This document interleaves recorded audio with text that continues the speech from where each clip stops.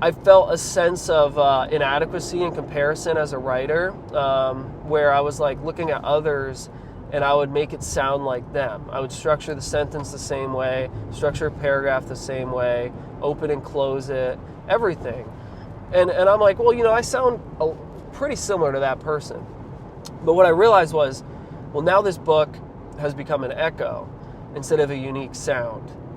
What's going on, people? Hope you guys are doing amazing. To all my new listeners out there, thank you so much for investing in yourself. If we don't know each other yet, my name is Adam F. Jones. I am a former Army commander and Black Hawk helicopter pilot who now helps people equip and empower their leaders to build transformational teams. So the Leadership Accelerator podcast is one free resource that I just really wanted to get into your hands. I wanted you to be able to learn from what's going on behind the scenes with all these different companies and groups I'm working with, and also from experience of the military. Maybe you didn't have that experience, but I can share it with you to help take you to the next level as we accelerate your leadership. So thank you for being here. If you haven't yet, please subscribe. It helps us out a ton. Get the word out. Share this with others. If you know me, I don't ask for a lot, but I also believe that leadership comes with a huge cost. And if we're going to invest in ourselves as leaders, we got to pay the price, right? We got to be willing to invest, not just in ourselves, but in others. Easy way for you to do that. Share this video. So today, on episode 33 of the Leadership Accelerator podcast, I want to talk to you about something that has just been on my heart a little bit lately, and I'm like, man, I wish people knew this.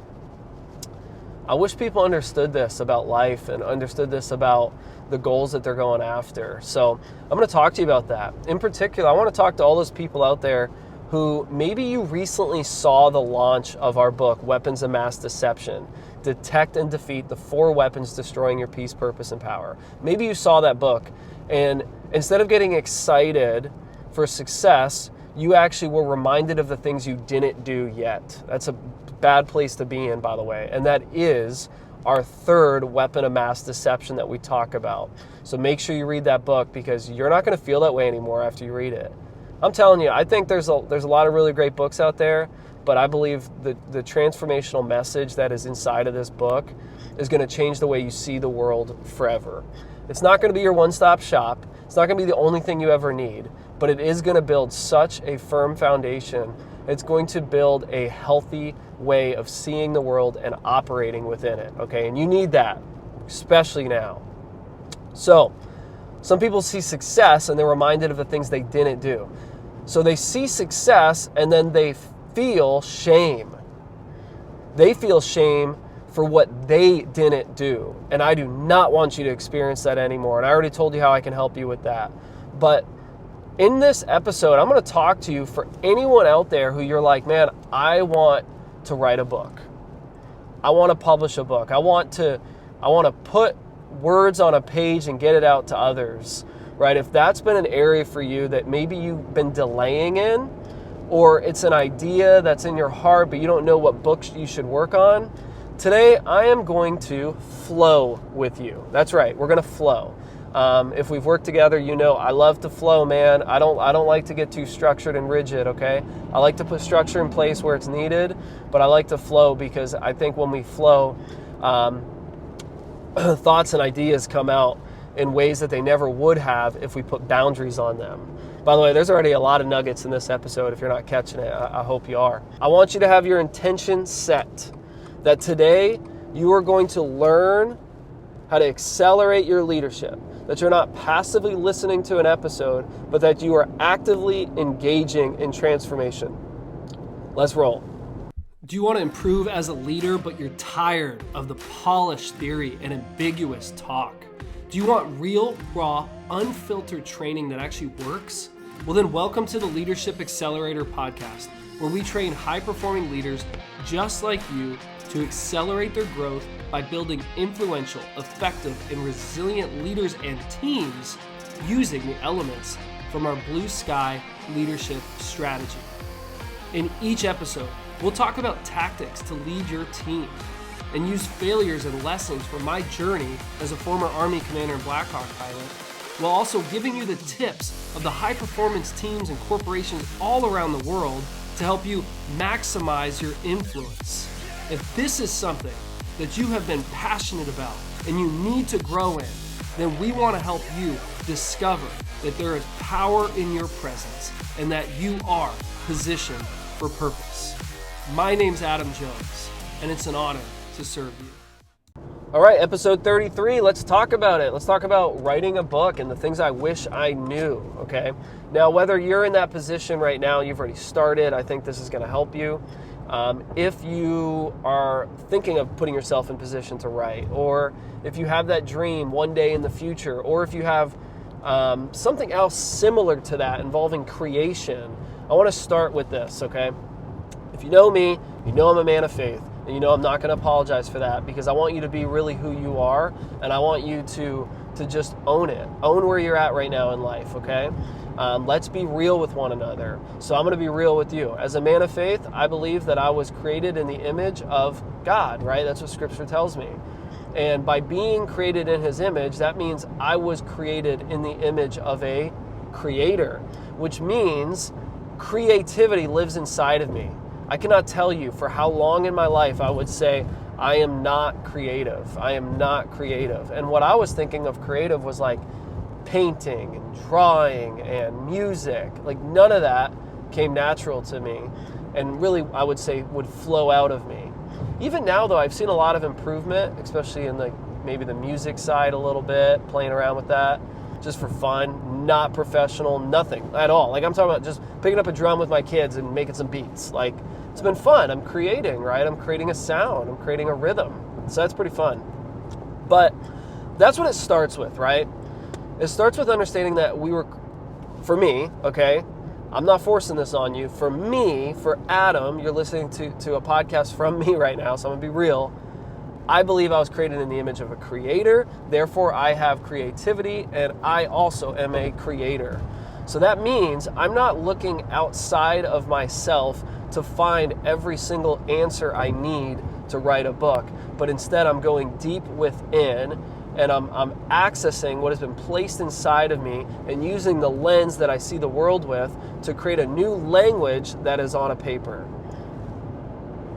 I wish I could say that again. This is why we flow. Okay, you might need to rewind that last part. But I'm going inside, and I'm understanding I have a lens in the way I see the world that's different than anyone else. It's unique to me. And I'm bringing those together along with lessons from the past, lessons from my life, lessons from a lifestyle, okay, to create something new, something unique. And in that, language is formed. I could stop the episode now. If you just get this, oh my goodness, if you just get this, oh wow, your whole life will change forever. There's so many people who are echoes. They hear someone else and they say the exact same thing. And that's okay to do. You hear me, I quote people a lot. I love learning from great leaders. I love learning from thought leaders and people who know how to connect and equip and build relationships. And I will tell you what they said and I will give them credit for it. But if that's all I did, then I have become an echo in this world instead of a sound, a unique sound that must be released, that only my sound can fill a void in the world. It's the same thing with writing. You know, one thing I wish I knew when I was writing is, Adam, release the sound that is inside of you. Even though you're a speaker, put it into words on paper. And if you need to speak it first to process it and then get it into words, do that. Because see, one thing I found myself doing is I was looking at, because this is so out of my comfort zone, and if you know this, I did not want to write this book. I wasn't looking to write this book. I was looking to write a book, but definitely not this book. And I remember being like, I was so, I would say inspired, but also I felt a sense of inadequacy in comparison as a writer, where I was like looking at others and I would make it sound like them. I would structure the sentence the same way, structure a paragraph the same way, open and close it, everything. And I'm like, well, I sound pretty similar to that person. But what I realized was, well, now this book has become an echo instead of a unique sound. Okay? So I actually went back. I went all the way back to the drawing board, started all over, and I had to really believe that what I have is enough. Where I'm at right now is enough to get this book out. And I'm going to have conversations with people, and yes, I'm going to open up books every once in a while and look at examples, but then I'm going to close that book and I'm going to start to write. I'm not going to copy their formatting. I'm not going to structure it the exact same way they did it, because they're a bestseller or they're an author that I'm inspired by. Okay, so that's really, really key. I would almost consider that our first point now that we're talking. Like, you got to understand this about life, that when you only echo what other people have done, that it's not going to carry a power with it, a conviction. It's not going to draw people in. People say, Adam, you're so passionate about this message. I'm like, oh, it's definitely not passion. It's conviction, right? I am convicted because it's flow. It has been drawn from within to come outside into other people's lives. So of course I'm convicted. I lived it. All right. And of course I'm convicted because I've seen the results from what I'm sharing with you. I've seen the ridiculously unbelievable, phenomenal marriage that I now have. How does that happen? How do I go from someone who's about to lose it and who feels empty and withdrawn from life to now being so filled, so just blessed? How does that happen? I share that in the book. It's not that I became an author. I became an author after that. All right, so it's not like I wrote a book and then everything changed. No. SparkNote version for you. I healed the heart. And I didn't do it. A lot of other people did. God did it, right? My heart was healed, and then my home could be helped. All right, understand that. Another thing I really wish I knew about writing, right, is the outline. Oh my goodness. Man, if you're working on a book, please slow down and outline it. I'm someone who's very bad at slowing down, okay? I mean, I build a website in like 3 days. Like, that's how I roll. I go fast. I think it's probably a 90% best effort, right? There's probably a 10% that can improve, but overall, it's out there, and I can work on it later, right? Maybe it's 80%, but you get what I'm saying here? So, I skipped the outline. I heard so many people talk about outline it. I saw all these professional publishing companies saying outline it, right?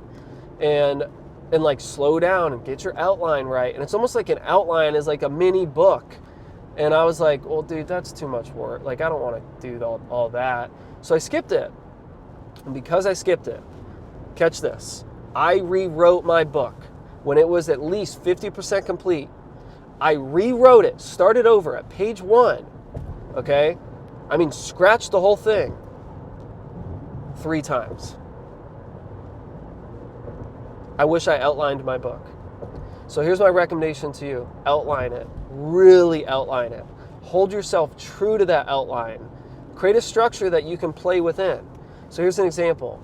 Chapter 1 through chapter 21.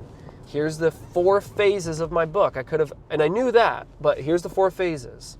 Okay, here's the tone. Here's how I want it, delivered. I wrote this book originally as a fable, right? Where you follow the life of someone else. Okay? That fable no longer exists. It might come out one day. Honestly, I think there's a lot of value to it, but I don't think that was the right way of delivering this message after I thought about my audience more. I wish I would have slowed down and thought about that. Now I'm going to give you a nugget from the military, okay? This is totally gold, okay? So we have what's called the military decision-making process. You learn this when you go higher levels of leadership. And one part of this is about courses of action. I've talked about this before if you listen to the episodes, but I want to hit on it again. Okay, you have a course of action. And to choose your right course of action, you don't just say, here's the one, we're going with this one.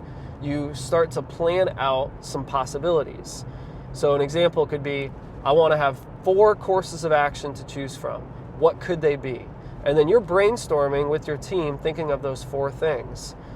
And you got to have 4, or you got to have 3, whatever it is. And then from there, now I can start to say, all right, now let's do a course of action analysis, I believe is what it was called, where I'm actually going to say, well, here they are, here's the one I'm thinking of, here's why I'm thinking of it. Let's look at strengths and weaknesses. Let's look at most likely courses of action against this, effort, like the enemy's most likely course of action, the most dangerous course of action. I'm shotgunning a lot of stuff out to you right now through my words, but I hope you're catching it. We need to map it out and then choose. I wish I would have been like, ooh, I could maybe go with a novel or a fable, or maybe I go with just my own words, as a nonfiction here in this format, and then really brainstorm it and be like, which one's the right way? And then here's the key: follow the piece. What do I have peace about? Right? I'm going to follow the piece. It's not the logic, it's the piece. Okay?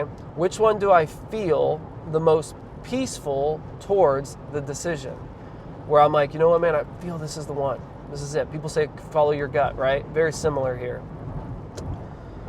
That's one thing I totally wish I did. I wish I outlined. So that's point number 2. Point number 3, let's talk about it. I partnered with a publisher, and I'm really, really glad I did. Okay? Some people, they really emphasize self-publishing. I think there will be books in the future that I self-publish. I don't think I had the time.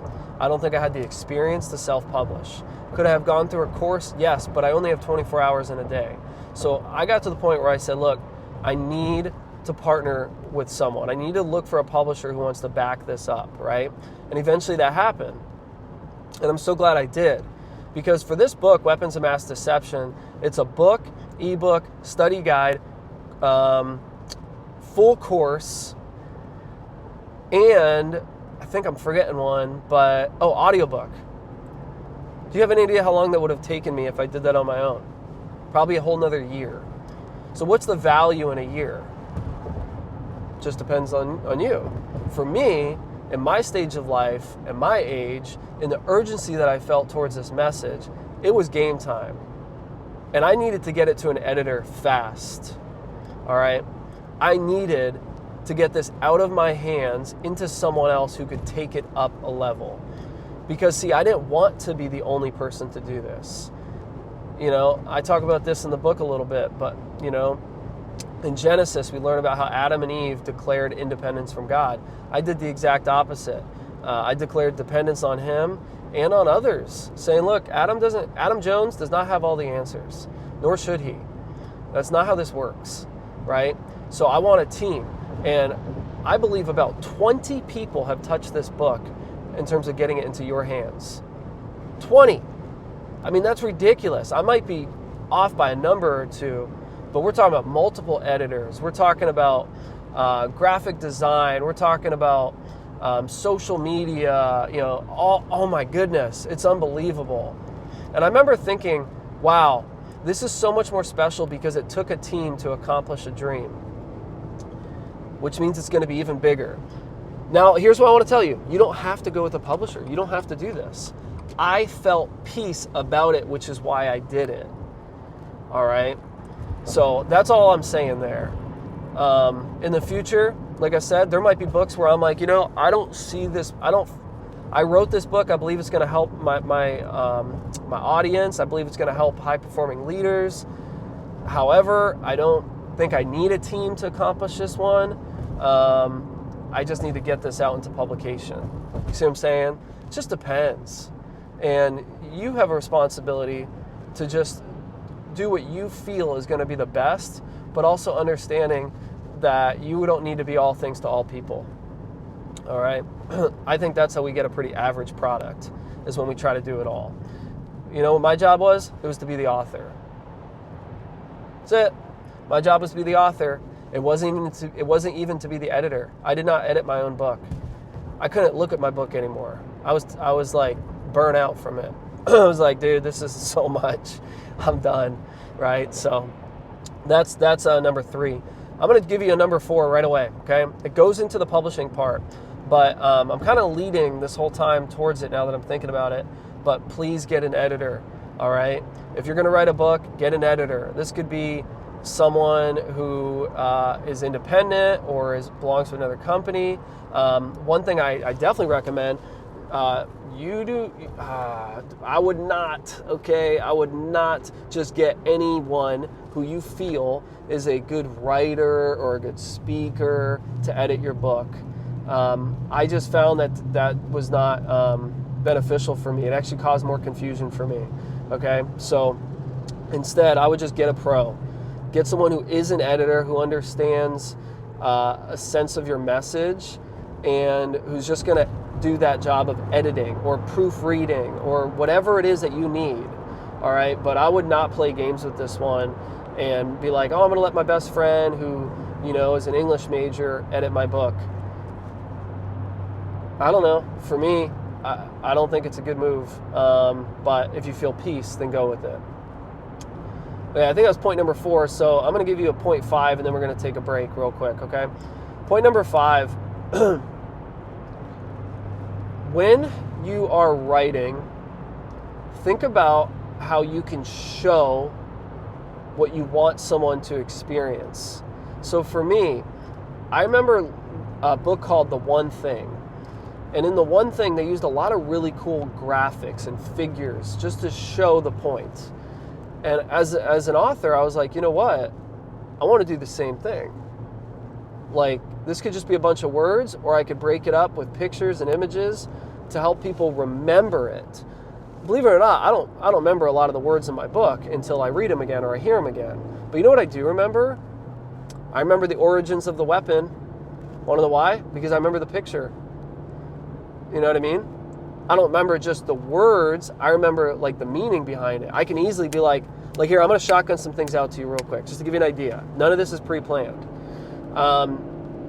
We got 3 course corrections that I'm going to talk about in the book. I got an image of those course corrections. I can see the runway. I can see the sword.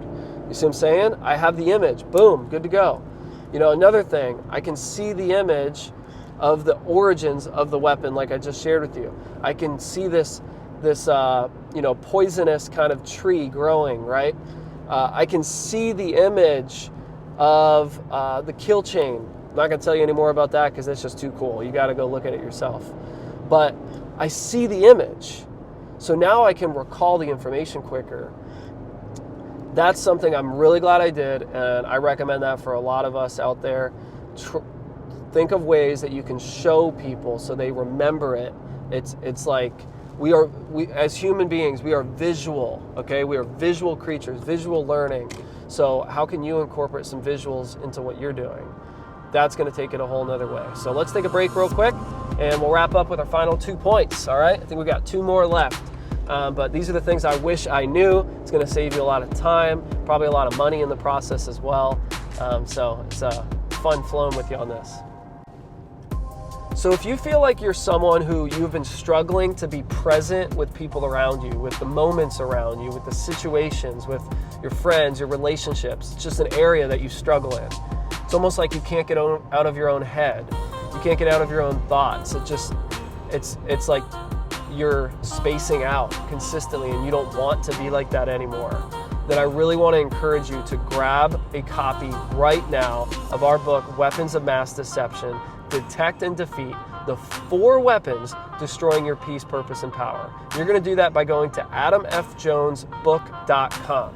All right. When you go there, you're going to grab whatever you need, the book, the workbook, the masterclass, all the resources, because, what are you missing in life right now because you haven't learned to be present?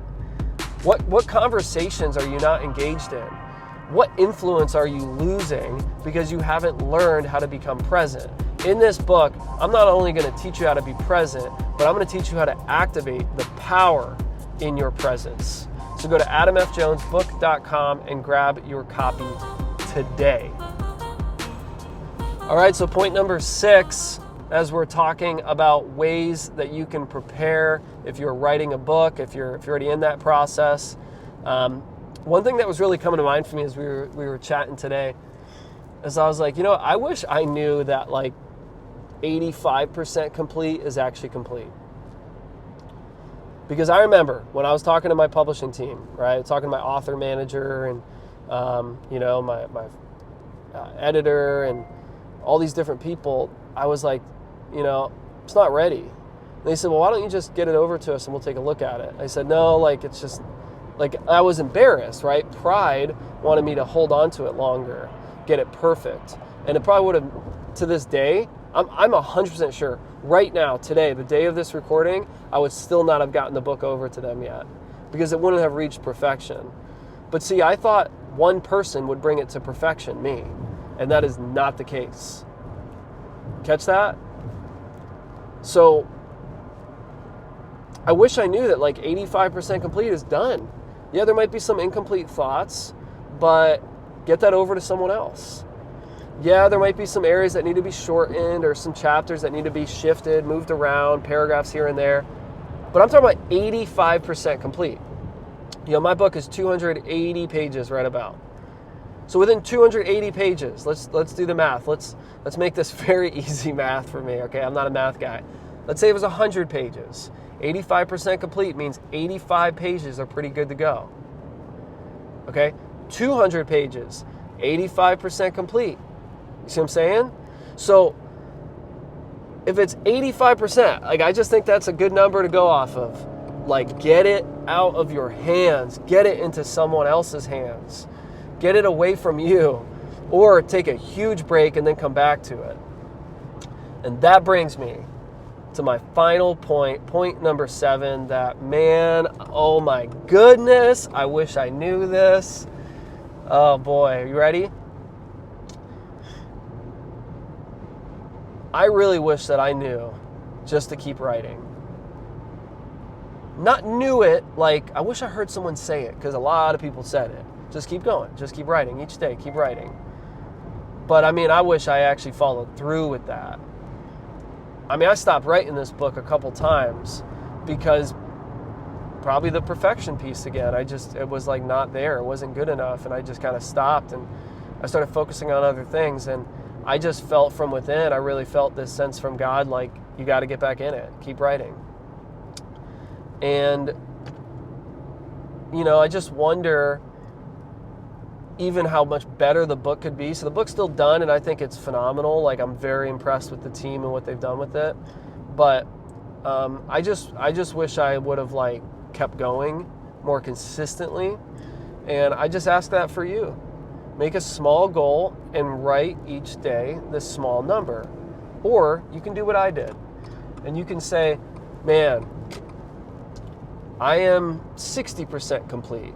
And I got to get it to the other 25%, another 30%, whatever that is. So I am going to give everything I got to get this out the door. And maybe that's how it will always go. I don't know. I'm only speaking from one book, one story from my own life, all right? But we're talking about all in. Any moment of spare time was used to write this book. However, one of the things I'm most proud about is I'm very glad to tell you that I did not sacrifice my family on the altar of impact, that I was present with them, that I wrote this book while they were asleep. I wrote this book on the way to meetings. And you might be like, how'd you write it on the way to meetings? I'd pull up my voice memo and I'd start speaking, and then eventually I'd get that into written word, but it would allow me to process things. And I guess you could call that a bonus for this episode. Process information the way you process it. If you're a writer, write. If you're a speaker, speak. If you're a thinker, think. If you have to talk to someone else, then have conversations with other people. All right? But figure out, how do you start to receive deeper breakthroughs and use that to get this material out into the world. So for me, I would pull up a voice memo and I would speak into it for 45 minutes as I went for a walk or something like that. And I would just process as if I was talking to someone, or as if I was writing. I'm like, ooh, yeah, it's a really good way. Okay, so then where am I going to go after that? Oh, I could try this. Yeah, but what would that sound like? Oh, it could sound like this, right? And it would just flow out. And I got a lot of recordings of behind the scenes from this type of stuff where I share about that more. But I just think you got to figure out how you process, how you receive deeper breakthroughs in your life. You know, where do those golden nuggets come from all of a sudden? Go to those places, right? So I really hope that this episode has prepared you in just one way to become a better creator, whether that's an author, a speaker, a content creator, an artist. You know, a lot of this is similar, right? We're talking about creating because we are creative, right? Because we're made in the image of a creator. So I hope that this added value to you. And if it did, subscribe, share it, leave a review. You know, I don't ask for that a lot, but guys, if you could leave a review on our podcast platform, wherever you're listening to this, that'd be phenomenal. It would help me extend our reach to help more people in this process. You know, this is a totally free resource that I just wanted to create as a way to help you accelerate your leadership. So our action step is the following. I want you to figure out one thing that you want to create this next year. Once you know that that thing is something you want to create, it's a book or an idea, whatever, a product, I want to create this. Then I want you to figure out the outline. Okay, maybe it's not a book, so it doesn't have a general outline in the same way. That's okay. That's all right. What are your 5 major steps that you can take? Write those down. Do your course of action analysis. Choose one, and then move forward. And as always, continue mission.